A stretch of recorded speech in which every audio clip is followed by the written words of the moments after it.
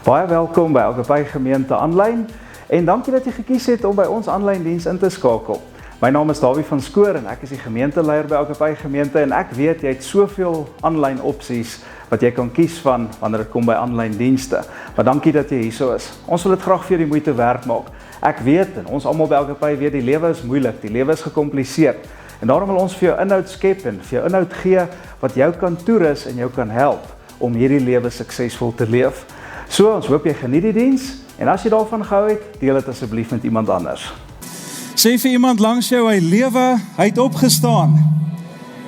En dan sê vir die ander persoon wie hy lewe, hy het opgestaan. En dan kan jy sit. Prys die Here, wat 'n wonderlike dag is hierdie nie, en baie welkom aan elkeen van julle. Dankie vir die worship team, en as jy die eerste keer vandag by ons is, dalk was jy Kersfees laas hier, dis nou Paasfees, so welkom terug. Ek is bly jy is vandag hierso ook. So, ons het natuurlik vandag net een topik om oor te praat, en dit is wat jy agter my sien, die leë graf van Jesus. En ek wil vandag vir jou 'n vraag vra. Het jy geweet dat ons nie vandag 'n geloofsoortuiging vier nie? Het jy geweet dat ons nie vandag 'n dogma vier of 'n doktrine vier nie, of 'n feit vier nie? Ons vier vandag 'n gebeurtenis. Ons vier vandag 'n event.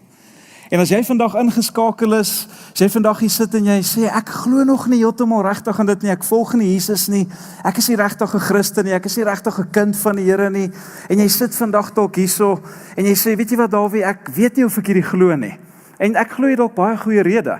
Dalk is dit die kerk waarin jy groot geword het, dalk het Christene goed aan jou gedoen, dalk het jy sekere goed beleef in jou lewe, omstandighede, en jy sê, ek sukkel om hierdie te glo. En as ek die kans gehad het om saam met jou te sit en 'n koffietjie saam met jou te drink, en jy vir my sou sê, weet jy, ek gaan jou een shot gee, om my te oortuig, hoekom ek Jesus moet oorweeg, hoekom moet ek heroorweeg, om hierdie te glo, dan sal ek vandag begin by 'n event. Ek sal vandag begin by 'n gebeurtenis. Ek gaan nie vandag begin by want die Bybel sê so nie. Ek gaan nie vandag begin by want ek voel dit in my hart nie. Ek gaan nie vandag begin by Christelike lingo of herd mentality van nee, ek weet dit want ek weet nie. Ek gaan vandag begin by 'n event. Ek gaan begin by die event hoekom ons vandag hierso is en die gebeurtenis wat vandag reg oor die wêreld gevier word. En wat is daai gebeurtenis? Die opstanding van Jesus uit die dood uit. En ek het dit vanoggend gepost ook en ek het gesê dat as die opstanding van Jesus nie plaasgevind het nie, dan maak niks anders wat ons doen saak nie.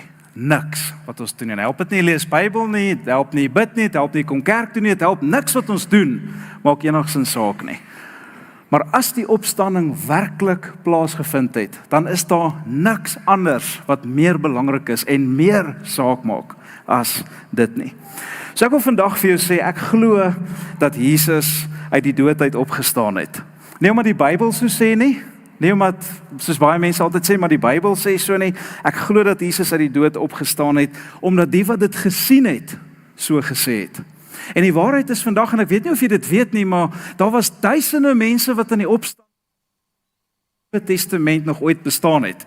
Inteendeel, die mense wat geglo het in die opstanding was eers daar gewees en hulle het die Nuwe Testament geskryf. Hulle het vir ons die Nuwe Testament gegee. Die laaste boeke van die Nuwe Testament is eers so 100 jaar na Jesus het daardie boeke ontstaan. So dit was eers die mense wat dit gesien het en wat geglo het en hulle het dit vir ons neergeskryf en dis hoekom daar 'n Nuwe Testament is. Nie omdat die Nuwe Testament so sê nie. Die Nuwe Testament gee nie vir ons die opstanding nie. Die opstanding gee vir ons die Nuwe Testament. Omdat ooggetuies gesien het dat 'n man eergister dood gegaan het en in 'n graf neergelê is en vandag 2 dae later, 3 dae later eet hy brunch saam met ons op die strand. Glo ons dit, okay? Omdat hulle dit self beleef en ervaar het. En wat het daai mense gedoen toe hulle dit beleef het? Dieselfde wat ek en jy doen. Ons gaan post dit op social media, né? Ons skryf daaroor en ons praat daaroor. Wat het daai mense gedoen toe hulle dit sien? Hy was dood en nou eet ons brand saam met hom. Hulle skryf daaroor en hulle praat daaroor. En anders te social media as ons vandag. Die social media daai tyd was die putte en die riviere waar die vrouens wasgoed gewas het en die markplein. Dit was daai tyd se social media gewees, okay? Maar hulle skryf dit neer. Omdat mense soos Matteus, Markus en Lukas die opstanding gesien het en geglo het en dit neergeskryf het, daarom glo ek dit vandag. Omdat Petrus en Johannes in die leeggraf ingekyk het, hulle het die kopdoek gesien, hulle het gesien hoe hy opgevou gelê het, hulle het gesien dat hy nie daar is nie, daarom glo ek. Hulle het gesien dat die Romeinse wag wat die graf moet beskerm is nie meer daar nie. Hulle het gesien die seël wat die gouverneur Pilatus gebruik het om die graf te seël is gebreek. Hulle het gesien niemand het Jesus gevat nie en omdat hulle dit gesien het en geskryf het daarvan, daarom glo ek dit vandag. Ek glo omdat Jakobus vir ons vertel het en Jakobus was Jesus se halfbroertjie geweest, nê? So Jakobus het aanvanklik voor Jesus se kruisiging nie geglo dat hy die Messia of die seun van God is nie, maar na die opstanding sien jy dramatiese verandering in Jakobus se lewe. En hy glo dat sy boetie is die seun van God. En jy het al baie gehoor, ek sê dit hierso vir julle, wat moet jou oudste boetie doen om jou te laat glo dat hy die seun van God is, nê? Dis nogals een van die beste bewyse van die opstanding en daarom glo ek. Omdat Paulus geglo het en dit neergeskryf het en die meeste mense glo dat Paulus was 'n historiese persoon. Hy het regtig gelewe. Meeste mense glo dat ateïs en Christen glo Paulus was 'n historiese persoon. Nou as historiese persoon het Paulus geglo dat Jesus fisies en letterlik uit die dood uit opgestaan het en daarom glo ek vandag. Nie omdat die Bybel so sê nie, of omdat die kerk so sê, of omdat dit al die afgelope 2000 jaar maar populêr oorlewering was nie, maar omdat Jesus uit die dood opgestaan het, hulle dit gesien het, gedokumenteer het en die Nuwe Testament ontstaan het. Nou baie mense sê vir my, Dawie, is jy doodseker, dis nie net 'n fabel nie. Sê seker is nie net 'n legend of 'n mite nie. Jy weet, keiser Konstantin het dit begin en so dit nou maar gegroei en dit so ontwikkel eventueel die opstandingsnarratief want hulle wou beheer gehad het sodat hulle hierdie storie uitgedink soos die tyd aangaan. Dis 'n baie goeie vraag wat jy vra. Dalk sit iemand vanoggend en sê maar ek wonder ook daaroor. Hoe weet julle dit moet so wees? En jy wonder daaroor. Wel, ek kan vandag vir jou sê studie na studie is alreeds gedoen en elke studie wat deur baie gesaghebbende akademiese instellings in die wêreld gedoen is, het bevind dat wanneer 'n legende ontstaan of vir 'n legende om te ontstaan, het jy omtrent 60 tot 80 jaar nodig. Jy het 60 tot 80 jaar nodig vir 'n legende om te ontstaan en vir 'n legende om pos te vat in die wêreld. Hoekom? Vir 'n obvious rede dat al die ooggetuies daarvan eers dood moet wees. Professor Norman Geisler, die briljante apologeet, hy het ook daarvan gepraat in die 80s, toe sê hy daar gaan 'n dag kom, dat die wêreld gaan sê die Joodse Holocaust het nie plaasgevind nie. En daai dag gaan kom, wanneer die meeste van die ooggetuies oorlede is. En ek weet nie of julle al gesien het nie, maar deesdae die laaste dekade, word daar al hoe meer gesê die Joodse Holocaust het nooit gebeur nie, dis net 'n myth, dis net 'n legende. 60 tot 80 jaar omtrent, né? So 80 jaar, want die ooggetuies het gesterf. Nou, in die opstanding se geval is dit ongelooflik merkwaardig dat die nie-Christen historiese, nie-Christen geskiedenisskrywers met die name Tacitus en Suetonius, hulle het vir ons neergeskryf in buite-Bybelse bronne, met ander woorde, dis nie in die Bybel gedokumenteer nie, dis nie deur Christene geskryf nie, en hierdie twee ouens het vir ons geskryf dat keiser Nero, julle almal ken hom, nee, baie van julle het julle honde vernoem na hom, maar hy was die Romeinse keiser Nero, dis ook die enigste wat ons amper ken, nee. Ek het dit laas Sondag besef met Palm Sondag. Nou keiser Nero het al in 64 na Christus, het hy alreeds die groot groep Christene in Rome beskuldig. Daar was groot verwoestende brande in Rome en hy het die Christene beskuldig. Hy het by the way die brande begin, glo die meeste historiese, en hy het die Christene beskuldig van daardie brande. Nou 64 na Christus was maar net 30 jaar na die opstanding van Jesus gewees. 30 jaar is nie genoeg tyd vir 'n legend om pos te vat nie. Meeste navorsing, meeste studies bewys dit vir ons van al die legends in die wêreld. 30 jaar is nie genoeg nie. Hoekom nie? Want al die ooggetuies wat by die kruisiging van Jesus was, wat by die graf betrokke was, die Jode, die Romeine, die disippels, almal wat daar was, meeste van hulle het nog gelewe daai tyd. So as daar hierdie legend sou ontstaan het teen 30 na Christus wat hulle sê, Jesus het opgestaan, hy lewe, hy is nie dood nie. So almal gesê het, nee, hy lewe nie. Hy is dood. And by the way, hier is sy liggaam. Kom ons gaan maak die graf julle oop en wys ons. Hier is sy decomposed liggaam in die graf. Hy lewe nie, dit het nie gebeur nie. Petrus sou teruggegaan het en weer gaan visvang het. Matteus sou dalk weer teruggegaan het SARS toe en daar gaan werk het met die goed wat hy gedoen het nie. Dit was 'n nice 3 jaar saam Jesus. Maar dis nou verby, is 'n mooi memory wat hulle gehad het, nê. Hulle sou gesê, ag luister, daai storie, dit het nie gebeur nie. Almal wat nog gelewe het tydens die kruisiging het daai tyd gelewe, so dit kan nie 'n legend wees nie. Hulle almal was nog daar, of die meeste van hulle was nog daar gewees. Is dit nie fenomenaal nie?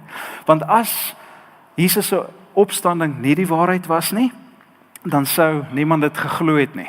En as niemand dit geglo het nie, sou daar nie Christene gewees het nie. En as daar nie Christene was nie, sou Nero niemand gehad het om te beskuldig nie. Maar nou is die teendeel die waarheid. Daar's duisende Christene in Rome wat Nero kan beskuldig, want hulle is daar, want hulle het die opstanding geglo, en die getuies hoor dit sê, en Nero kon hulle vervolg het. En dit is vir my fenomenaal. Soos ek saam met jou kan sit en koffie drink, en ek en jy kan gesels, en jy vir my sê, gee vir my een shot, hoekom ek weer moet heroorweeg om te glo in Jesus, dan sou ek vir jou gesê het, kom ek praat met jou oor die ooggetuies. Kom ek praat met jou oor die mense wat daar was, wat dit neergeskryf het. Kom ek praat met jou oor die buite-Bybelse bronne wat bestaan, en hier is net een wat ek vir jou genoem het, daar's baie, ek kan julle besig hou tot 4 uur vanmiddag, maar prys die Here, ek gaan dit nie doen nie, nee. Daar's baie van dit. Ek gaan met jou praat oor die wêreldsgeskiedenis, nie Christelike geskiedenis wat elke een die opstanding van Jesus bevestig. Want die waarheid vandag is daar's biljoene Christene in die wêreld. Vandag is daar biljoene Christene in die wêreld wat nie die feit van die opstanding vier nie, maar hulle vier die implikasies van die opstanding. En wanneer ons die opstanding ten volle verstaan, wanneer jy die kruisdood van Jesus ernstig begin opneem, en wanneer jy jou lewe begin belyn volgens hierdie waarheid wat ons vandag met mekaar deel, dan sal jy sien, dit skep 'n splinternuwe konteks vir jou lewe.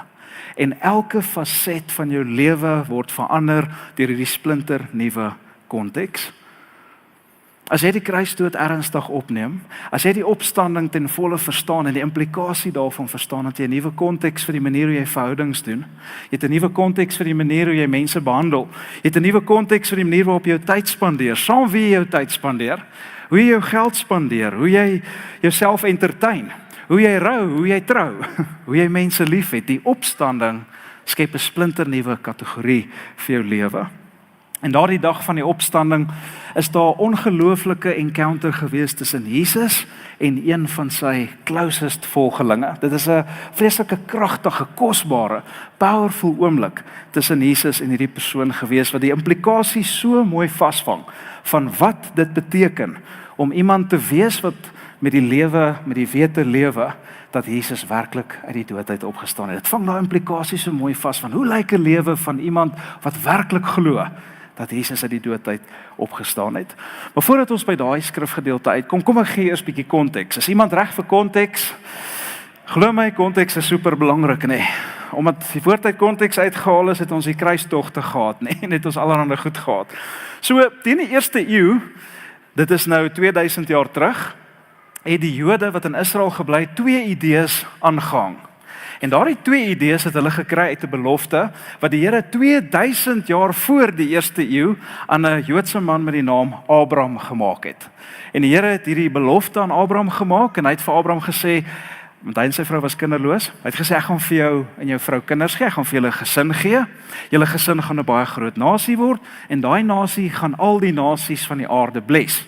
So, as gevolg van hierdie belofte is daar 2 goed wat die Jode geglo het in daai tyd. Die eerste ding is, dat eendag gaan daar 'n Messias kom om die nasie van Israel te herstel, tot sy eertydse glorie wat die land gehad het onder koning Dawid en selfs onder sy seun Salomo. God gaan kom, gaan Messias stuur, en die Kingdom of Israel gaan as 'n militêre, politieke land en power in die wêreld herstel word. Maar wat nou in die tussentyd gebeur het, is die 1 jaar na die volgende jaar het verbygegaan vandat daai beloftes gemaak is. Die 1 eeu na die volgende eeu het verbygegaan en geen Messias nie. Daar was baie wannabe Messiasse. Daar was baie ouens wat gedink het dat hulle die Messias is. Daar was baie wat probeer het om die Messias te wees, maar uiteindelik het dit nie heeltemal lekker uitgewerk nie. So dis die eerste ding wat hulle geglo het 2000 jaar terug nasie Israel. Die tweede ding wat hierdie mense geglo het, is God gaan eendag die volk Israel gebruik om die nasies van die wêreld te seën of te impakteer op 'n besondere wyse. Nou kan ek net vir julle vir 'n oomblik sê hoe belaglik is dit. Belaglike gedagte is hierdie. Ek meen een nasie wat 'n ander nasie seën. Ek meen, as jy dink 2000 jaar gelede, nasies het nie mekaar geseën nie. Nasies het mekaar geslein. Nasies het mekaar opgeoffer en doodgemaak en verower en subdue en onderwerp en vernietig. Dis wat nasies gedoen het 2000 jaar terug. Dink bietjie aan vandag. Make America great again. Okay. Daarvoor nasies doen dit nog steeds. Nasies bless nie mekaar nie. Dis nie iets wat gebeur het nie. So, dis die twee goed wat die Jode daai tyd geglo het. So aan die begin van die 1ste eeu glo die Jode hierdie ding en die nasie van Israel is stewig vasgevang in die greep van die magtige Romeinse ryk. Okay? Rome en nie Jerusalem nie is die eternal city. Die Romeinse ryk en nie Israel nie is die eternal empire van die wêreld. Die Joodse nasie is vasgevang in die grip van die groot hond, Rome. En Israel? Wel, Israel kon daai tyd nie as hulle self seën nie. Wat nou nog van enige iemand anders in die wêreld seën. So hierdie belofte wat God gemaak het aan Abraham, het op daai stadium nie baie wesenlik gelyk nie. Het nie gelyk of hierdie belofte enigsins gaan gebeur nie. En toe gebeur daar iets super weird. Kan ek dit met julle deel? Super weird gebeur. Daar kom 'n super weird man uit die Jordaanrivier vallei omgewing uit. En daai super weird man ken ons as Johannes die Doper. Almal wat in die kerk groot geword het, ken hierdie. Johannes die Doper, hy was 'n weird ou gewees. Hy het baie weird gepraat, hy het weird goed geëet, hy het weird goed kwyt geraak, hy het weird gelyk, hy het super weird geryk. Hy was net 'n baie vreemde persoon gewees. Maar hierdie Johannes die Doper het duisende mense gekry wat na hom kom luister het. Duisende. En hulle het na hom kom luister, hy het hulle gedoop, hulle het tot bekering gekom op grond van sy woord. En dit het die Joodse establishment baie ongelukkig gemaak daai tyd. Dit het hulle baie begin omkrap. Kyk, want hulle het by hulle self gedink, okay, die crowds wat hierdie ou trek is nogals baie groot, groter as die crowds wat ons besig is om te trek. En die kanse is dalk goed dat hierdie die Messias kan wees. Wat as hierdie net die Messias is en hulle het in hulle hart gedink, ons kan nie dink dat hy die Messias is nie, want hy praat nie soos die Messias nie, hy lyk nie soos die Messias nie, hy ryk nie soos die Messias nie. So ons weet nie of dit die Messias kan wees nie. Maar die Sanhedrin besluit, kom ons besoek vir Johannes. Gaan af Jordaan toe, en wat hulle doen is, hulle kom daar en hulle vra hom reguit, hulle sê, luister, ons het 'n vraag. Is jy die Messiah? Is jy die een waarvoor ons wag? Is jy die een wat ons voorwag 2000 jaar? Asseblief Here, laat dit nie hy wees nie. Okay, maar is dit jy? En hy sê, julle hoef nie te worry nie, gelukkig nie, die goeie nuus is gelukkig is ek nie die Messias nie, julle hoef nie bekommerd te wees nie. Dankie tog, dink ek het hulle gesê. Hy sê, ek is nie die een wat die pad gereed maak vir die Messias, vir die een wat gaan kom. Dis al wie ek is. En sy sê, okay, nee, dis wonderlik, dit is baie fantasties. En toe speel hierdie dramatiese toneel af in evangelies, terwyl Johannes besig, nou Willem man, 'n rugged man, is hierdie Bear Grylls tipe ou net met beervelle om hom en sprinkane eet. Ek sien amper hierdie poot wat nog hier by sy mond. Hy's besig om mense te doop daar in die Jordaanrivier en duisende mense luister na hom, nê. En terwyl hy doop en hy knie diep in die Jordaanrivier staan, kyk hy so in die volgende oomblik kom Jesus afgestap. En ek was al by die Jordaanrivier in Israel, ek weet hoe dit lyk daar. En Jesus kom afgestap, daar is 'n vallei, en hy kom afgestap daar. En die volgende oomblik kyk Johannes so na hom, en hy vestig al die mense se aandag op Jesus wat daar afgestap kom, en hy sê, daar is die warrior van God. Daar is die krygsman van God. Daar is die politikus van God. Daar is die man van God. Wat sê hy? Daar is die leeu van God. Daar is die lam van God. Daar is die lam van God wat die sondes van die wêreld wegneem. En hy doop Jesus in die Jordaanrivier en ons nog verdere dramatiese toneel, die hemel gaan oop en God die Vader sê, dis my geliefde seun en wie ek welbehaag en die Heilige Gees daal op hom neer soos 'n duif. En Johannes die Doper begin stadig maar seker uit die prentjie uit verdwyn en stadig maar seker tree hy terug op die toneel. En net toe die Joodse leiers dink, okay, die stof het nou 'n bietjie gaan lê oor hierdie hele Messiah storie. Toe verskyn Jesus van Nasaret op die toneel. En Jesus begin preek. En Jesus begin teach met 'n bonatuurlike krag, wat hulle nog nooit gesien het nie. En hy bewys sy teachings deur wonders en tekens wat hy doen. En die skares wat hy trek is dubbel, dis trippel, dis duisende mense, die van Johannes die Doper. En Jesus is besig om 'n ongeëwenaarde impak te hê op die Israeliese nasie.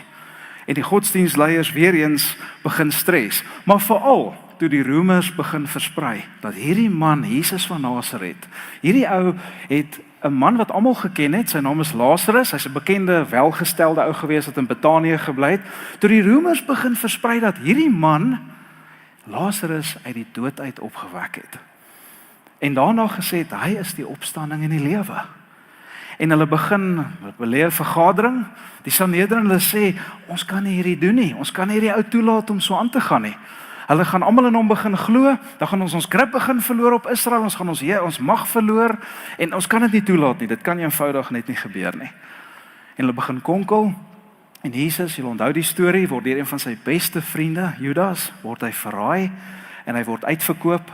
Jesus word gearresteer, Jesus word deur 'n mock trial in die nag gevat, hy word na 3 plekke toe gevat, Pilatus, Herodes en Caiaphas, 3 plekke in die middel van die nag. Ek sê altyd, hoe crazy is dit? Imagine jy het 'n geliefde wat op trial moes gaan, maar dit gebeur 3 uur die oggend. En as jy opstaan in die oggend sê jy, moenie worry nie, ons het gou 3 uur mekaar hier by die hof gekry in Rustenburg, die saak is afgehandel, hy is ter dood veroordeel. Dit klink nie baie legit nie, nee. Maar hy word ter dood veroordeel deur die Jode, en hy word uiteindelik tereggestel, soos ons weet, deur die Romeinse ryk. En hy hang aan die kruis en hy sterf, en 2 mans kom om hom af te haal van die kruis af, 2 mans vra sy liggaam, en ek weet nie of jy dit geweet het nie, maar wanneer mense gekruisig is, dan is hulle liggame net van die kruis afgehaal, is op 'n wa gegooi, en die wa is gestoot met die liggame na die Gehenna-vallei. Toe Gehenna is die Hebreëse woord vir hel, en dit was so aan die kant gewees van Jerusalem, en daar het vuure, soos 'n ashoop, vuure die hele tyd so gebrand, dit was 'n aaklige storie. En dan het hulle die lyke net daar gedamp, en die mense is verbrand, hulle het nie 'n volwaardige begrafnis verdien nie. So hierdie 2 ouens kom wat glad nie met Jesus geassosieer het terwyl hy gelewe het nie. En hulle sê, "Oké, kan ons asseblief sy liggaam kry? Ons wil dan vir hom 'n respekvolle begrafnis reël. Ons wil hom mooi begrawe." En hulle moes na Pontius Pilatus, die goewerneur, toe gaan en hom vra. So hulle het gewoonlik 'n bribe of 2 betaal, en dan het sy hart vinnig verander, en dan het hy gesê, "Dis reg." So julle, hierdie goed gebeur al 2 millenniums. Ons moet nie so gestres wees oor dit nie. Okay? Nie dat dit reg is nie, dat ek net vir die rekord sê nie. Dit gebeur al millenniums. Okay? So het hom gebraai, het gesê, "Okay, geld wat stom is, maak reg wat krom is, ag gaan begrawe hierdie ou." Dis reg so. Hulle vat hom, hierdie 2 ouens, Josef van Arimatea en so, hulle vat hom na die graf toe, hulle dra hom soontoe, hulle balsam hom vinnig, sit doeke om hom, want dit is die Joodse Sabbat gewees, so die son het Vrydag aand gesak, so hulle moet hom in die graf kry voordat dit sonsak is en Sabbat is. So hulle sit hom in die graf, hulle rol die graf toe, die graf word geseël met die Pilatus se seël, die goewerneur van Rome se seël, en die gewapende mag word voor die graf neergesit, om seker te maak, alles is 100% reg, alles is uitgesorteer. Nou hier's wat ek wil hê jy moet nie mis vanoggend nie, vir hierdie opstanding Sondag, jy moet hierdie nie mis nie, en dit is, op daardie dag wat Jesus dood is, en op daai dag wat Jesus in die graf neergelê is, het almal Jesus aanvolg. Almal het Jesus aanvolg. Daar was nie volgelinge van Jesus na die kruisiging nie. Daar was 'n bang groepie mense wat nogal van die idee vasgehou het, maar dit was pretty much dit gewees. Almal het hom aanvolg. Toe Jesus doodgaan aan die kruis, by die oomblik toe hy sterf, toe sterf die movement saam met hom. Toe sterf die beweging saam met hom. Ek beloof julle, daar was niemand wat buite die graf gestaan het en 'n countdown gehad het nie. 10, 9, 8. Dit het nie gebeur nie. Daar was niemand wat 'n countdown gehad het nie. Die movement het saam met hom gesterf. Alles het tot 'n einde gekom. Dit is nie dat sy volgelinge nie waardeer het wat hy gedoen het of wat hy gesê het of dit wat hulle geteach het nie. Dis glad nie dit nie. Dis maar net die feit dat Jesus eintlik op soveel aanspraak gemaak het oor homself. Hy het gesê, ek is die opstanding en die lewe. Hy het gesê, ek is die weg, die waarheid en die lewe. Niemand kom na die Vader behalwe deur my nie. Hy het gesê, ek is die lig van die wêreld. Hy het gesê, ek is die brood van die lewe, die lewende water. Hy het soveel aanspraak gemaak op homself. En die oomblik toe Jesus sterf, die oomblik toe hy doodgaan, toe sien hulle nie net hoe 'n mission doodgaan nie. hulle sien hoe die hele beweging doodgaan. Want hy was nie 'n man op 'n mission nie, hy was die mission gewees en die missie sterf saam met hom. Hoekom? Want hy kan nie die opstanding in die lewe wees en sterf nie. Hy kan nie die Messias wees en doodgemaak word nie. Dis nie moontlik vir dit om te gebeur nie. Hy kan nie die seun van God wees en in 'n graf lê gebalsem nie. Dit kan nie wees nie. Dit maak nie sin nie. So dit was letterlik game over vir almal. En ek dink hulle het gesê dit was good while it lasted, maar dis nou verby. En die hele beweging het uitmekaar uitgeval. En dit was 'n gemors. Daar was een selfmoord gewees, daar was 'n moord, Jesus in, daar was verdriet gewees en daar was verwyte en vrees en dit was almal het uitgefreek. Die hele ding het net uitmekaar uitgeval. Ek meen dink daaraan hè. Die ouens wat die Nuwe Testament geskryf het, die ooggetuies, hulle het hulle self nie eers as die heroes in die storie ingeskryf nie. Imagine dit. Jy skryf die Nuwe Testament, jy's 'n ooggetuie, jy sal daarom jouself bietjie laat goed lyk, nê. Ja, almal was bang geweest. Almal het uitmekaar uitgeval, maar ek het geweet, hy gaan opstaan uit die dood. Ek het geweet dit gaan anders wees. Ek het geweet, oh, Sunday's coming. Ek het dit geweet, nee. Nie een van hulle skryf. Hulle maak hulle self nie eens die heroes van die storie nie. Inteendeel, almal wat betrokke was by Jesus se storie, skryf dat hulle glad nie verwag het dat hy gaan terugkom nie. Hulle het glad nie verwag om hom ooit weer lewendig te sien nie. So dis waar die Jesus movement was op daai Sondagoggend. Dis waar ons is en dis waar ons hierdie storie optel. Ek wil jou nooi om saam met my in die woord in te delf. Nou Johannes, Jesus se een disipel, skryf hierdie vir ons. Hy sê vroeg die Sondagoggend, toe dit nog donker was, kom Maria Magdalena by die graf aan en merk op dat die klip voor die graf weggerol is. Nou hier kom 'n vrou in die prentjie in, haar naam is Maria Magdalena en sy het ongelukkig so van die 6de eeu af na Christus het sy die reputasie gekry dat sy 'n prostituut is. Okay, dit is wat gesê is van haar, maar daar is geen bewyse daarvoor nie.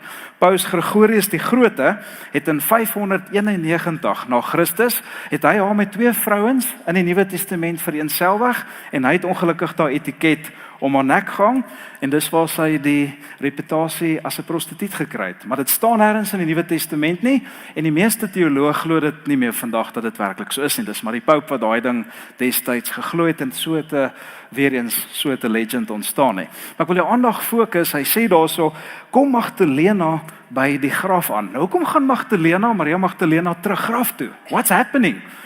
Ek wonder of sy dalk eerstens gedink het, weet jy wat, ek weet nie of die man so 'n goeie job gedoen het nie. Onthou, mans het Jesus begrawe en hulle was haastig, dit was vinnig, hulle het hom die graf gekry voor die son sak. En miskien het sy gedink, wel is nou Sondag, so weet jy wat, miskien moet ek net gaan kyk of dit reg gedoen is, want sy het met krye, met salfolie, met alles gegaan om die job half oor te doen. So sy het dalk gedink, weet jy wat, die mans het nie 'n goeie werk gedoen nie, kom ons gaan. Want die oomblik wat 'n graf geseël was, het die liggaam vir baie jare daar binne gelê tot dan net bene oor was en dan het iemand gegaan gewoonlik na baie jare die graf oopgemaak, die bene gevat in 'n boksie gesit en dit op die kaggel gelê. Okay, en dan was ouma nou op die kaggel of whatever. So dit is hoe dit in daai tyd gewerk het. So sy het seker gevoel voor ons in hierdie proses ingaan, laat ek net 100% seker maak is reg. Of miskien het sy dit gedoen omdat sy so lief was vir Jesus. Miskien het sy dit gedoen uit dankbaarheid vir alles wat Jesus vir haar gedoen en vir haar beteken het in haar lewe. Hart wat oorloop van dankbaarheid en liefde. Ek meen, sit jouself gou in haar skoene. Kan ons dit doen? Sit jouself in haar skoene. Sal jy in 'n graf ingaan waar 'n lijk lê wat gekruisig is vir 2 aande en 1 dag en die lijk gaan balsam? Ek weet nie. Ek dink nie ek sal dit doen nie. Dis iemand wat sê, "Yes, sign me up." Nee, ek dink nie jy sal dit doen nie. In 'n geval het was teen die Joodse wet gewees om 'n lijk te gevat het. Ek weet nie of sal jy dit dalk vir jou kinders doen of vir jou vrou nie. Ek weet Melinda het vir my gesê, ek gaan dit definitief nie vir jou doen nie. Na die begrafnis gaan ons huil en that's it. Sterkte vorentoe. Weet die chips may fall where they may. Nee, dit is hoe dit gaan wees. En dalk jou man of vrou ook, nee.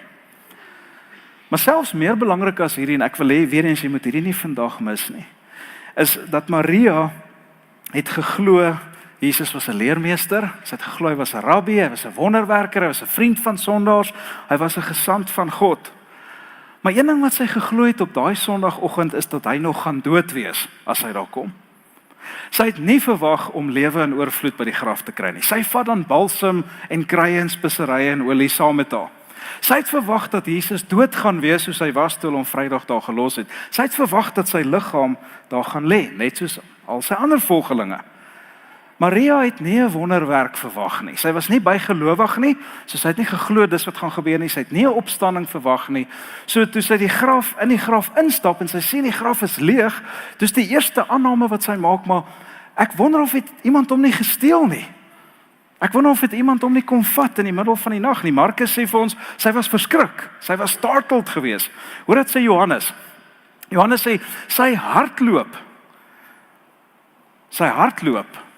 Toe en kom by Simon Petrus en die liefling disipel, dis Johannes. Is altyd vir my interessant, Johannes skryf van homself in die derde persoon, nie, die liefling disipel, of so om net vir die ander te sê die liefling disipel. En sê vir hulle het die Here uit die graf uit weggeneem. Sien julle hierso? Hulle het die Here uit die graf weggeneem. En ons weet nie waar hulle hom neergelê het nie. Sy het hierdie conspiracy theory wat in haar kop besig is om te ontwikkel. So sy hardloop stad toe, sy kom by Petrus, Johannes, die ouens wat daar sit en half bevrees is, en sy sê vir hulle het hom weggevat en ons weet nie waar hulle hom neergelê nie. En wat vir my interessant is hierso, is Petrus en Johannes en die ander disippels is nie eers by die graf nie. Hulle het nie eens die moeite gedoen nie. Miskien het hulle gevoel, weet jy wat, as hulle vir Jesus gekom het, dan is hulle waarskynlik warm op ons spoor en dan gaan hulle vir ons kom. Ons moet net 'n lae profiel handhaaf, so laag as moontlik.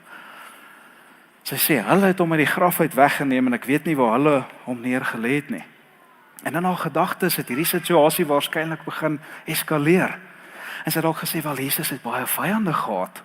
Jesus het ongelooflik klomp mense gehad wat hom met 'n passie gehad het. En as hulle terwyl hy gelewe het, nie geskroom het om saam te sweer en mense om te koop en geld onder die tafel vir mense te gee om te lieg en valse getuienis teen hom in te bring en om te verraai en om uiteindelik dood te maak nie, imagine wat hulle kan doen as hy dood is.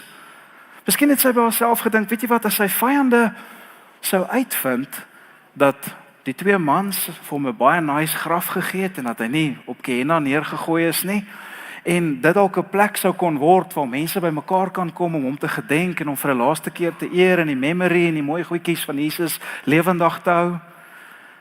Weet jy wat, as hulle dit uitvind en hulle wil nie hy moet eer of respek of enigiets sê nie, sal hulle waarskynlik geweel en gedeel het om hom uit hierdie graf uit te kry en hom te vat. En ek dink dit is waar sy na gedagtes was en sy het al hoe meer begin uitfriek. Volgende vers sê Johannes vir ons, daarna het die disippels weer teruggegaan huis toe. Petrus en Johannes kom daar aan by die graf. Hulle stap na die graf toe. Hulle kyk in die graf in, kyk na die klip, kyk binne-in, sien niks nie. En ek dink nie hulle het geweet wat om te dink nie. Ek dink nie hulle het geweet wat om te doen nie. Geweet wat om te sê nie, wat om te glo nie. En wat doen hulle? Die vers sê, hulle gaan terug huis toe. Hulle gaan terug. Hulle sê wel, help nie ons bly hierso nie. Maria Magdalena besluit, wel ek gaan nie terug nie. Maria Magdalena se hart is gebroke, sy's devastated, dit gaan regtig nie goed met haar nie, sy's verlore, sy's te mekaar in haar denke. En daar sit sy en sy sê, ek gaan maar by die graf bly. Johannes gaan verder. Hy sê, Maria het buite die graf gestaan en huil. Haar emosies is net heeltemal all over the place gewees. En terwyl sy huil, het sy vooroor gebuk en sy het in die graf ingekyk. Imagine net haar emosie wat sy beleef het. Daar's niemand soos hy nie. Daar's niemand wat my lewe verander het en geraak het soos hy nie. En nie net my lewe nie, hy het soveel ander mense se lewens geraak. Hy het aan mense gevat wat niemand anders aangevat het nie. Hy het tyd saam met mense spandeer wat niemand anders wou tyd aan spandeer nie. Hy was mal oor mense wat glad nie soos hy was nie. En hulle was mal oor hom gewees. En nou is hy dood. Nou is hy weg. Wat maak ek nou? So het ons hele lewe vir 3 jaar om hierdie ding gebou en wat nou? Wat nou? Wat is die volgende stap? Na wie toe draai ons nou? Wie vertrou ons nou? God het ongelukkig in hierdie ene deur gekom nie. God het ongelukkig nie gefeature nie. Het was nice, maar dis nou verby. Dit het nie uitgewerk nie. En woorde wat ek wil op fokus hier is, hy het gebuk en in die graf ingekyk. En ek wonder hoeveel van julle sit vandag hier en jy sien net 'n graf situasie in jou lewe. Jy sien net die donker graf. Jy sien net die realiteit. Jy sien net die grafdoeke. Jy sien net die doodsheid en jy's nog gebuk ook onder al hierdie goeters. Jy gaan gebuk onder dit en dis al wat jy raak sien. Ek wonder hoeveel van ons vandag wat ingeskakel is wat hier sit, kyk in 'n graf vas, kyk in doodsheid, 'n omstandigheid in jou lewe, in jou huwelik, finansiëel, al wat jy raak sien is die graf. En jy is te neergedruk. Jy gaan gebukkend onder hierdie situasie. Jy sien net die hopeloosheid. Wonder wie is vandag in daai plek. Ek wonder wie was onlangs in daai plek. En ek wonder wie gaan binnekort in daai plek ingaan. Al wat jy sien is die graf. En dan hierdie ding wat gebeur. Sy sien Johannes vertel ons, hy sê sy sien toe 2 engele met wit klere. En ek dink sy het gesnap is engele nie. Ek dink sy het geweet is engele. Sy sien met wit klere aan wat sit op dieselfde plek waar die liggaam van Jesus gelê het. Een aan die bokant en een aan die voetenkant. Hulle vra, vrou, waarom huil jy? En sy sê soos, "Haai, waar kom julle vandaan en hoekom het julle wit klere en wie is julle?" Glad nie. Sy sê, "Hulle het my Here weggeneem en ek weet nie waar hulle hom neergelê het nie." Hulle vra vir die vraag, "Vrou, waarom huil jy?" En deur hierdie vraag te vra, beantwoord hulle 'n eeuoue vraag wat ons in die Christelike geloof gehad het. Weet jy wat daai vraag is? Is engele mans of vrouens? Is engele mans of vrouens? Nou ek kan vandag vir julle onteenseglik sê, dit was mans gewees, want is net 'n man wat vir 'n vrou vra, "Hoekom huil jy, vrou?" "Vrou, hoekom huil? Waaroor huil jy? Hoekom huil jy?" "Ja, waaroor huil jy?" So engele is mans. Ons weet dit vandag onteenseglik. So 'n bietjie opstandingshumor wat ek met julle deel hier. Maar wat vir my amazing is die opstanding, en ons besef dit net weer hier, die opstanding is nie 'n faktor in Maria Magdalena se gedagtes nie. Sy gaan nie eers daarna denke nie. It doesn't cross her mind dat Jesus kon opgestaan het. Al wat sy mee besig is hierdie conspiracy theory, van hy's weggevat en sy vyande en hy's gesteel, en sy het geweet, mense wat 'n liggaam gaan steel uit 'n graf uit, het nooit goeie intensies met dit nie. So, dis scary. Dis al wat sy geweet het en waar sy was. En nou staan sy in die graf en sy het met hierdie man se conversation en sy kyk in die graf. En hoor dat sy Johannes vir ons wat gebeur volgende in hierdie storie bou op. Hy's nadat sy dit gesê het sy omgedraai en raai wie sien sy daar? Sy het omgedraai en Jesus daar sien staan. Prys die Here. Daar's 'n vliegtuig. Yeah! Maar hy gaan val. Duidelike atletiek liedjie. Maar sy het nie besef dat dit Jesus was nie. Hoeveel van julle staar in daai graf in? Staar in daai situasie in? Staar in daai hopeloosheid in jou lewe in, die omstandighede van jou lewe in. En Jesus is by jou, hy staan langs jou. Hy's in walking distance van jou en jy sien hom raak, maar jy sien hom nie raak nie. Jy sien hom en jy kyk weer terug op die grafdoeke. Jy kyk weer terug op die hopeloosheid. Jy kyk weer terug op die doodsheid in jou lewe. Hoeveel van ons doen dit nie? Wys vir my, ons is maar mens, nie, ons doen dit. Sy kyk om en sy sien 'n man daar staan. Ons weet nie hoekom nie. Dalk was dit nog vroeg die oggend, dit was donker. Dalk miskien was dit in die skaduwee wat hy gestaan het. Miskien het hy verder van haar afgestaan. Miskien het hy dalk bietjie anders gelyk dat sy hom nie gesien het of herken het nie. Ons weet nie regtig hoekom sy hom nie herken het nie, maar sy kyk om, sy sien hom daar staan. Sy fokus weer op die graf. Hoeveel van ons doen dit nie? Hoeveel van ons lewe nie ook so nie? Johannes skryf vir ons verder. Jesus sê vir haar, vrou, waarom huil jy? Wie soek jy? Okay, hier vra Jesus presies dieselfde vraag vir haar as wat die engele haar gevra het. En ek dink Jesus wou dalk so 'n bietjie 'n nudge gee, heads-up gee om vir haar te sê, luister vrou, fokus bietjie op jou omstandighede. Dink jy moet uitzoom en fokus bietjie op dit wat besig is om te gebeur hier. So kyk net so bietjie wat besig is om te gebeur. Julle, en dan sien ons een van die funnieste oomblikke in die evangelie. Dan sien ons een van die hilarious oomblikke in die hele evangelie. Okay, wil jy dit saam met my lees? Johannes, ek so bly dit vir ons gedokumenteer. Sy het gemeen dat dit die tuinwerker was. Hier staan die opgestane Seun van God, die lewende Here en Meester, graf, dood en hel oorwin. Hy staan daar in al sy glorie agter haar en sy kyk om en sy soos, is net die tuinwerker wat hy is. Dis hilarious vir my. Dis net die tuinwerker wat hier staan. En ek dink dis 'n storie wat sy vir die res van haar lewe sou onthou het, né? Ek moet dit vir julle eerlikwaar sê. Ek dink elke party waar sy was, elke plek waar sy was, het sy hierdie storie oor en oor vertel. Die oomblik wat sy by hierdie plek gekom het, sy gesê, julle sal nie glo nie. Toe ons op daai oomblik kom, toe dink ek Jesus Christus, die Seun van God, is die ou wat in die tuin werk. Okay, en dan dink ek almal het gelag, maar dit is presies wat dit was. En dan kom ons by hierdie absolute hoogtepunt wat Johannes vir ons dokumenteer. Hy sê die volgende woorde. Hy sê, is dit hieronder? Ja, hy sê hierso die volgende woorde. Sy sê, sy het gemeen dat dit 'n tuinwerker is en het vir hom gesê, meneer, as u hom weggedraai het, sê asseblief vir my waar u hom neergelê het en ek sal hom gaan haal. En dan sê Jesus vir die woorde wat ek nou met jou wil deel, is hy sê die volgende woorde vir haar. Hy sê, Maria, Maria. Sy draai om en sê vir hom in Aramees, Rabboni, dit beteken leermeester. Die oomblik toe sy Jesus se stem hoor, wat in sy eie stem haar by die naam roep en haar naam sê, sit sy hierdie twee en twee bymekaar. En in 'n oomblik se tyd verander die tuinwerker wat agter haar staan in die leermeester. Verander die tuinwerker wat agter haar staan in Rabboni, verander hy in die lewende Seun van God. En sy kan nie glo wat sy hoor nie.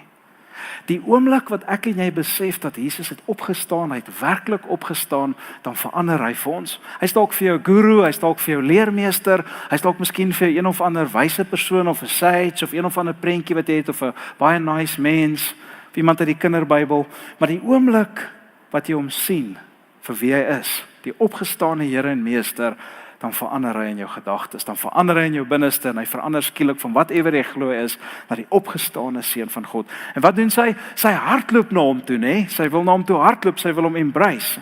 En ons lees hierdie woorde. Hy sê toe vir haar, moenie aan my raak nie, want ek het nog nie na die Vader toe opgevaar nie. Gaan na my broers en vertel vir hulle. En is dit nie mooi hierdie nie? Gaan na my broers toe. Nie gaan na my disippels toe nie, gaan na my volgelinge, gaan na my mense, gaan na my broers toe. Want die kruis van Jesus het gemaak dat hy die oudste broer is en almal wat in hom glo is sy familie. Ons is bloedgewaste familie van God. Gaan sê vir my broers. En is so mooi, hy sê, ek vaar op na my Vader toe, wat ook julle Vader is. Is my Vader, miskielik is hy nie God en Heerser en Meester, my Vader, wat nou ook julle Vader is. Twee vervreemde partye is deur die kruis versoen met mekaar. Mense wat gedisconnect is mekaar het mekaar uitgekom. My Vader, wat ook julle Vader is. En dan sê hy so, na my God toe, wat ook julle God is. Hy is julle God ook, nie net my God nie. Hy is julle God ook. En ons weet nie hoekom Jesus vir Maria gesê het, moet my nie aanraak nie. Daar's baie teorieë, daar's baie ouens wat baie goed sê, maar net later sê hy vir Thomas, raak my aan, voel aan my sy, voel aan my hande. So verstaan nie presies hoekom hy dit juist vir haar gesê het nie. Soos ek sê, daar is teorieë, maar hy het dit vir haar gesê. En dan sê Jesus vir Maria, jy was nou al een keer in die stad gewees. So gaan vir 'n tweede keer terug na daai disippels toe, Petrus, Johannes, die gang, wat almal wegkruip, gaan vir 'n tweede keer, en dan vat hy vir hulle dieselfde boodskap. Die graf is nog steeds leeg en donker, en Jesus is nie in die graf nie, maar dan vat hy vir hulle 'n heel ander boodskap, rondom hoekom die graf leeg en donker, en daar's niemand daar binne nie. Vat dit vir hulle, gaan sê dit vir hulle. En vers 18, kom sê Johannes vir ons, Maria Magdalena het die boodskap aan Jesus se disippels gaan oordra. Ek het die Here gesien. Dis so significant. 'n vrou het niks beteken in daai tyd nie. 'n Vrou het niks beteken nie. As 'n vrou 'n getuie in 'n hof was dit 'n mistrial gewees. Vrou kon nie eens 'n getuie in 'n hof wees nie. Hier stuur Jesus die vrou om vir die mans te gaan sê. Dis wie Jesus is. Sy ekonomie, sy koninkryk werk op totaal ander beginsels as hierdie wêreld se. En hy sê gaan sê vir hulle, en sy sê, ek het die Here gesien. Sy het ook vertel wat hy vir haar gesê het. En hierdie is 'n ongelooflike big deal. Hierdie is 'n ongelooflike big deal vandag. Kom ek sê jou hoekom. Want sy gaan dra vir hulle dieselfde boodskap oor. Sy gaan sê vir hulle, die graf is leeg, hy's donker, Jesus is nie daar nie. Selfde boodskap, maar die boodskap is totaal anders. En sy sê vir hulle, die rede hoekom die graf donker en leeg is en hy nie daar is nie, is omdat hy uit die dood uit opgestaan het. Selfde omstandigheid, maar terselfdertyd glad nie dieselfde omstandigheid nie. Die wêreld was nog presies dieselfde gewees. Maria se omstandighede was nog presies dieselfde gewees, maar niks was in daai oomblik meer dieselfde gewees nie, want Jesus het uit die dood uit opgestaan het en die feit dat hy lewendig hier langs haar staan, hier by haar staan, verander die hele situasie. Die opstanding verander alles. Hoekom? Die opstanding gee vir haar weer rede om te glo. Die opstanding gee vir haar toestemming om weer te begin glo, ongeag die omstandighede wat nog presies dieselfde is. En omdat Jesus langs haar staan en met haar praat, besef sy, hy is regtig wie hy gesê het hy is. Hy kan regtig doen wat hy gesê het hy kan doen. En as hy is wie hy is en doen wat hy gesê het hy kan doen, dan kan hy ook vir my doen wat hy vir my gesê het hy kan doen. En dan gee dit vir my totale nuwe kategorie waarin ek kan lewe. Dit gee vir my totale nuwe konteks om binne te lewe. Niks is ooit weer dieselfde nie. My vriende, ek wil vandag vir julle sê, die opstanding verander alles. Ook vir my en vir jou, nie net vir daai eerste mense nie. En die opstanding gee vir my en vir jou toestemming om weer te begin glo. Gee vir ons toestemming om weer te glo. Niks verander dalk as jy uitstap in jou lewe nie, niks verander in jou omstandighede nie, maar alles verander, want Jesus is lewendig. Jesus is alive. En hy is daar so. En as gevolg daarvan kan ons in die leë grafte, in die donker grafte, in die hopelose doodse situasies van ons lewe inkyk en sê, yes, dit is nog steeds hier, maar dit kry vir my totale ander betekenis. Ek het 'n nuwe konteks, 'n verwysingsraamwerk, waarvolgens ek gaan begin lewe.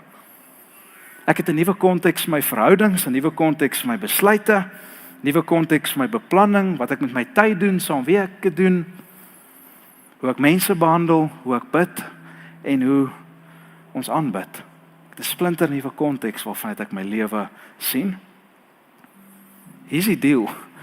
As iemand sy eie dood en opstanding voorspel het en dit afgepoel het, dan dink ek jy beter luister na al die ander goed wat hy ook gesê het. En by the way, niemand anders behalwe Jesus het dit ooit gedoen nie. Dan gee die opstanding gravitas aan elke woord. En dan verander die opstanding alles.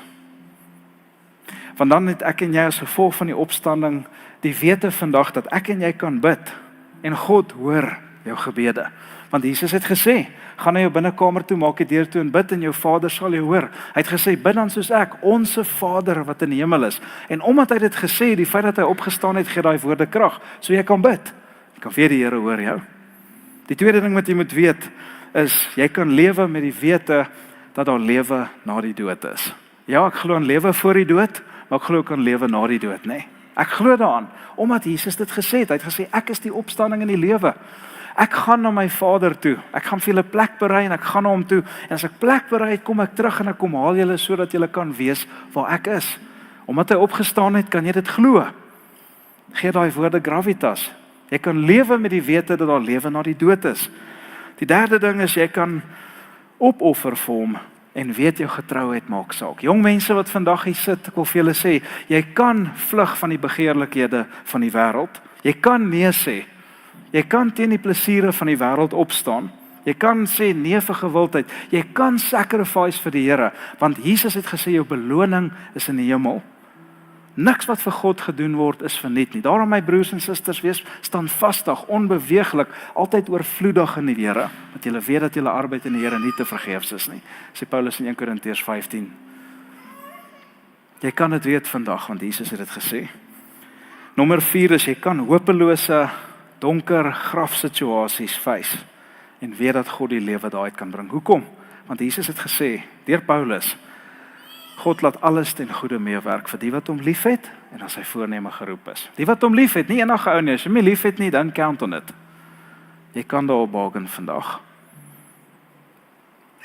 En laastens, omdat Jesus uit die dood uit opgestaan het, kan jy weer jou geloof in hom plaas.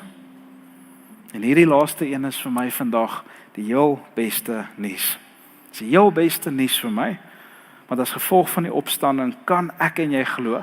En ek wil vandag vir jou sê, as jy nog nie jou geloof in Jesus geplaas het as redder nie, as jy vandag nog nie jou geloof geplaas het in hom as die opgestane Here en Meester nie, wil ek jou challenge om dit te oorweeg. Ek wil jou nooi en sê, kom kyk na die leë graf en kom glo weer. Kom glo weer, want ons is nie 'n ander conclusion waartoe ons kan kom nie. Die opstanding gee vir ons die antwoord dat Jesus is wie hy gesê het hy is. Die Bybel se ooggetuies bevestig dit, nie Christelike skrywers bevestig dit, die absolute astronomiese groei van die Christelike kerk, daar's so baie redes dat Jesus is wie hy gesê het hy is. En ek wil jou nooi vanoggend en vra dat ons almal ons oë sal sluit en ek wil nou met jou ernstig praat vandag. Ek gaan vandag 'n uitnodiging maak.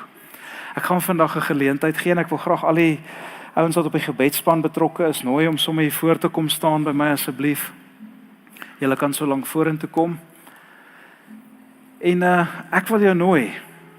Hulle gaan hier voorkom staan om vandag weer te kom glo in die Here. Julle kan die ligte aanhou, is reg. Is my goed dat almal eintlik sien, jy weet, dis goed. Hou dit aan.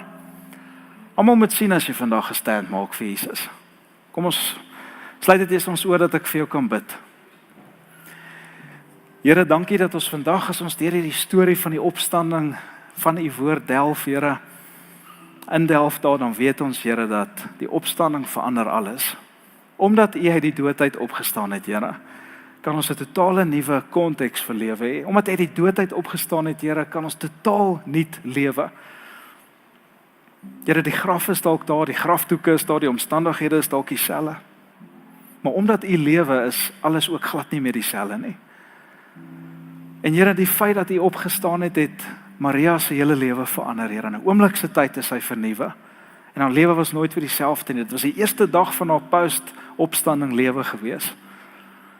En Here, vandag op hierdie opstanding Sondag, Here, wil u nuwe lewe in mense kom inblaas. U wil nuwe lewe kom skep in mense. Hier's mense wat in grafte inkyk, hier's mense wat deur gebuk gaan, Here, onder hierdie hopeloosheid, gebuk gaan onder hierdie omstandighede. Hier's mense wat gebuk gaan onder sonde, Here, deur verkeerde keuses, deur verlede wat hulle hond, Here. Maar u staan vandag hier tussen ons, Here. En u sê vandag, ek is die opstanding en ek is die lewe. En omdat ek dit bewys het deur uit die dood uit op te staan en daar's geen argeologiese evidence, daar's niks wat dit kan refute nie. Selfs u vyande was doodstil daaroor. Omdat dit so is, kom bied ek vandag vir jou lewe aan. En ek wil jou nooi vandag, as die Here vandag met jou gepraat het en jy besef, ek is die een wat daardie opstandingskrag in my lewe nodig het. Ek het nodig om my lewe vir die Here te gee. Ek het nodig om 'n opstanding in my eie geestelike lewe te ervaar. Wil jy net jou hand opsteek vandag nie? Net jou hand opsteek nie, is al wat jy hoef te doen. Baie dankie. Baie dankie. Jou hand opsteek. In hierdie oomblik moenie skaam wees nie. Steek hom op vandag. Dis 'n declaration. Here, ek het U nodig vandag. Die Here het met jou 'n afspraak gemaak. Hou hom asseblief in die lig. Die Here het met jou 'n afspraak gemaak vandag. Die Here het jou hiernatoe gebring om hierdie woorde te kom hoor. Kom glo weer. As jy besef, ek moet weer kom glo vandag. Steek jou hand asseblief in die lug op. Dis soveel hande wat opgaan. Kan ek jou vra dat jy asseblief sal opstaan vir my as jy jou hand opgesteek het? Staan asseblief op. Staan asseblief op, almal. Julle hande opgesteek het en dis 'n public declaration. Here, ek het U nodig vandag. Staan asseblief op. Almal kan jou sien, dis okay, dis 'n declaration. Jy gaan in elk geval as jy vir Jesus lewe gaan vir die wêreld jou moet sien. Is daar nog iemand wat sê ek wil weer vandag kom glo? Wil jy nie vandag opstaan nie? Op die galery staan mense op. Moenie terughou nie. Moenie terughou nie. Here, ek gee vandag vir die toestemming om my lewe te kom nuut maak. Is daar nog iemand? Ek gaan vra dat julle vir ons vorentoe sal beweeg in hierdie oomblikke. Beweeg van ons vorentoe, ons gebedspan is hier voor. Hulle gaan saam met jou kom. Dat julle op die galery asseblief beweeg vir ons af. Ons wil vandag saam met jou bid. En terwyl die ander afbeweeg en jy besef, luister, ek is daai persoon, kom sommer, staan sommer op en glip sommer saam met hulle hier in die stroom af van almal wat vandag vorentoe kom. Hier's soveel mense wat vandag sê ons het die Here nodig. Here, kom, ek wil weer kom glo, ek wil U kom sien as die opgestane Here en Meester. Here, ek wil vandag my lewe vir U recommit. Ek wil vandag vir U sê, U is die een. Is daar nog iemand? kom vandag vorentoe. Vir die res van ons wil ek vir jou bid. Ek wil vra dat jy jou oë sal sluit. Staan asseblief saam met my op, die res van julle.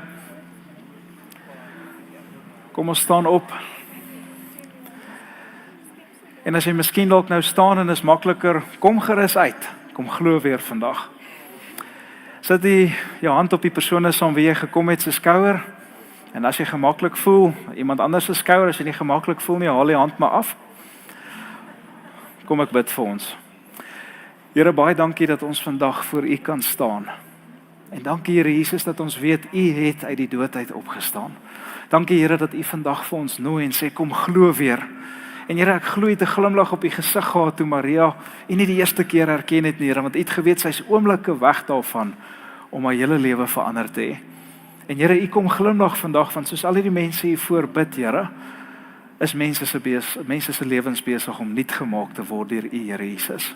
Ek bid vandag vir elkeen van ons wat staan, Here, dat ons, as ons staan, Here, dan declare vandag dat ons U ken, Here, dat ons 'n verhouding met U het, dat U die opgestane Here en Meester in ons lewe is, dat ons gered is, dat ons 'n verhouding met U het, dat ons sondes vergewe is, dat ons die ewige lewe ontvang het, en Here Jesus, dat ons by U sal wees as ons tot sterwe kom, Here. Ons declare dit vandag, en as daar nog steeds iemand is wat nie seker is nie, dat hulle die saak sal kom uitmaak. Ons is hier vandag, Here. Maar dat die mense wat dit glo vandag hier uitstal stap en sal sê, mag die opstanding my help om 'n nuwe kategorie te lewe. Mag dit vir my nuwe konteks my lewe gee. Mag ek nie glo soos die wêreld en verhoudings doen soos die wêreld en optree soos die wêreld en die sake van die wêreld sien soos die wêreld nie, maar mag ek 'n totale ander konteks hê. En alhoewel niks verander nie, mag alles verander, omdat ek verander het en omdat Jesus my opgestane Here en Meester is. En as hy die dood, graf en hel kon oorwin, dan kan hy verseker vir my ook oorwinning gee. Hy verseker ook die grafsituasies in my lewe verander. Baie dankie Here dat U dit kom doen het nou. En dankie Here Jesus dat U ons die opstandingskrag gee, ons help om reg te lewe, toegewy te lewe teenoor U Here, committed te wees, U te soek, U te dien met ons hele hart, nie net hier binne nie, maar ons uitgaan Here daar buite in die wêreld, by die werk in ons families, toegewy en committed aan U sal wees Here, en U saak. Here, ons het vir mekaar gesê, ons wil 'n onweerstaanbare kerk wees, 'n kerk wat nie kerkmense onweerstaanbaar vind, waar hulle dieper groei en wyeer verskil gaan maak. Mag ons onweerstaanbaar wees, daar buite in die wêreld. Mag U vir ons kom help, en ek bid dit in die naam van Jesus Christus, en almal sê saam, amen. Mag die Here jou ryklik seën, mag jy 'n wonderlike dag hê, en kom ons lewe die opstandingskrag daar buite uit. En as jy die eerste keer hier was, connect asseblief met ons, gemaak 'n draai by Connexiepunt. Be blessed julle.